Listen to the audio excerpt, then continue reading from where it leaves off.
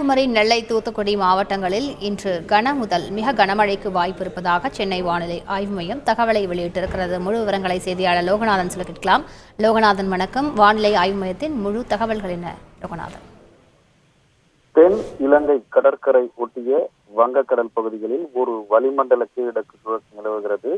இதன் காரணமாக தென் தமிழகத்தில் அநேக இடங்களிலும், வட தமிழகத்தில் ஒரு சில இடங்களிலும், புதுவை மற்றும் காரைக்கால் பகுதிகளிலும் லேசானது முதல் மிதமான மழை பெய்யக்கூடும்.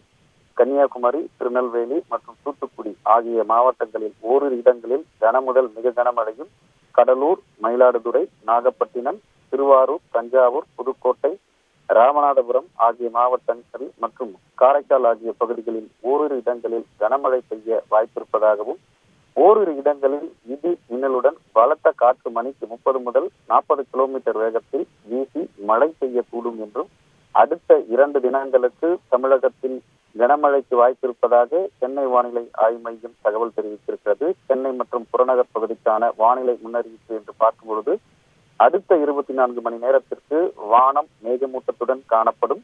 நகரின் ஒரு சில பகுதிகளில் லேசானது முதல் மிதமான மழை பெய்யக்கூடும்.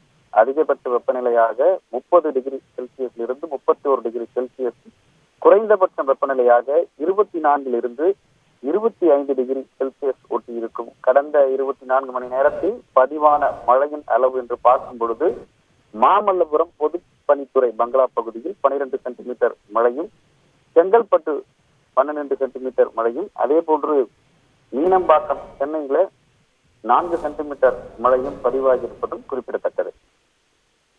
முழு விவரங்களுக்கு நன்றி லோகநாதன்.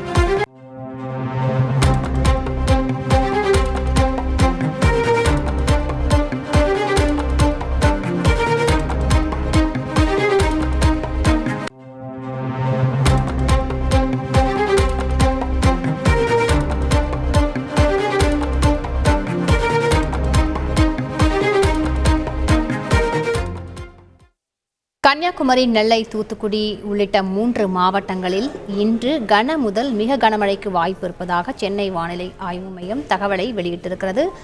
முழு விவரங்களை செய்தியாளர் சொல்ல கேட்டோம். இது பற்றிய முக்கிய செய்தியை தற்பொழுது பார்த்துக் கொண்டிருக்கிறோம். செய்திகளை உடனுக்குடன் தெரிந்து கொள்ள உடனே சப்ஸ்கிரைப் பண்ணுங்க.